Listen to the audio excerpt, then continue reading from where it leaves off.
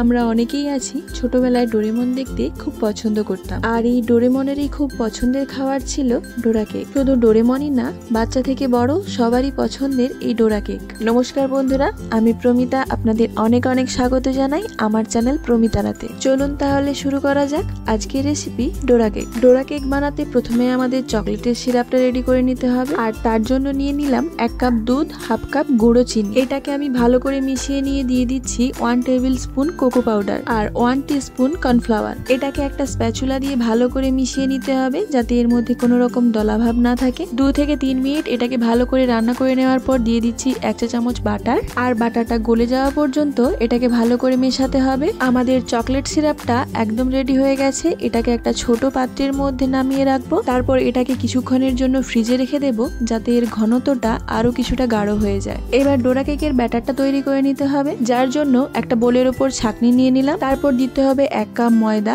1/4 cup cocoa powder, 1/4 cup milk powder, 1 table spoon coffee powder, 1/2 cup গুঁড়ো চিনি আর 1 teaspoon baking soda.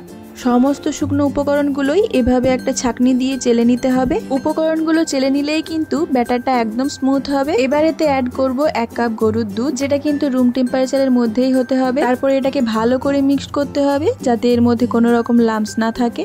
তারপর এই ব্যাটারটার মধ্যে কিছুটা পরিমাণ ভ্যানিলা এসেন্স দিয়ে আবারও ভালো করে মিক্সড করে নেব। এখন এই কেকগুলো বানাতে আমাদের ননস্টিক কড়াই ব্যবহার করতে হবে। আমি এর জন্য 1/4 কাপ মেজারিং কাপ ইউজ করেছি।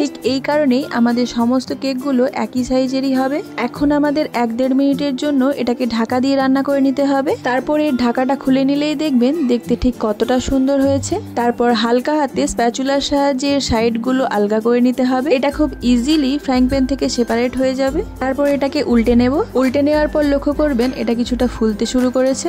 তারপর এই সাইডটাও আমরা 50 সেকেন্ডের জন্য কুক করে নেব। এখন আমাদের প্যানকেকটা একদম রেডি হয়ে গেছে। এইভাবেই আমরা সমস্ত প্যানকেকগুলো রেডি করে নেব। এই ব্যাটারটা দিয়ে আমি টোটাল 8টা প্যানকেক বানিয়েছি। আপনারা এই প্যানকেকগুলো এইভাবেও খেতে পারেন। এটা খুবই টেস্টি খেতে হয়, অনেকটা চকলেট কেকের মতো। ফাইনালি আমাদের সমস্ত প্যানকেকগুলোই তৈরি করা হয়ে গেছে। এই প্যানকেকগুলো বানাতে খুব একটা বেশি সময় লাগে না, তাই বাচ্চাদের ব্রেকফাস্টেই বলুন কিংবা স্কুলের টিফিনে এই কেকটা খুব সহজেই বানিয়ে দিতে পারেন। এবার শুধু এর মধ্যে আমাদের চকলেট সিরাপটাই লাগাতে হবে। এবার একটা প্যানকেক নিলাম আর এটার উপর খুব সুন্দরভাবে চকলেটের সিরাপটা লাগিয়ে দেব। চকলেটের সিরাপটাও দেখুন কতটা আগে থেকে গাঢ় হয়ে গেছে। এবার এটার উপর আরেকটা প্যানকেক রেখে দেব। বাকি প্যানকেকগুলোর ওপরেও একইভাবেই চকলেট সিরাপ লাগিয়ে নেব। এখন আমাদের ডোরা কেক একদম রেডি। এবার খুব হালকা হাতে আমি এটার মাঝখান থেকে কেটে দেখাচ্ছি। এটা দেখতে যেমন, খেতেও ঠিক তেমনি। খুবই সফট আর স্পঞ্জিও হয়েছিল। আজকের ভিডিওটা এই পর্যন্তই। ভালো লাগলে লাইক, কমেন্ট, শেয়ার, সাবস্ক্রাইব করতে ভুলবেন না। আর ফেসবুক, ইনস্টাগ্রাম থেকে দেখে থাকলে পেজটি ফলো করে পাশে থাকার অনুরোধ রইল। দেখা হচ্ছে পরবর্তী কোনো নতুন ভিডিও নিয়ে। ধন্যবাদ।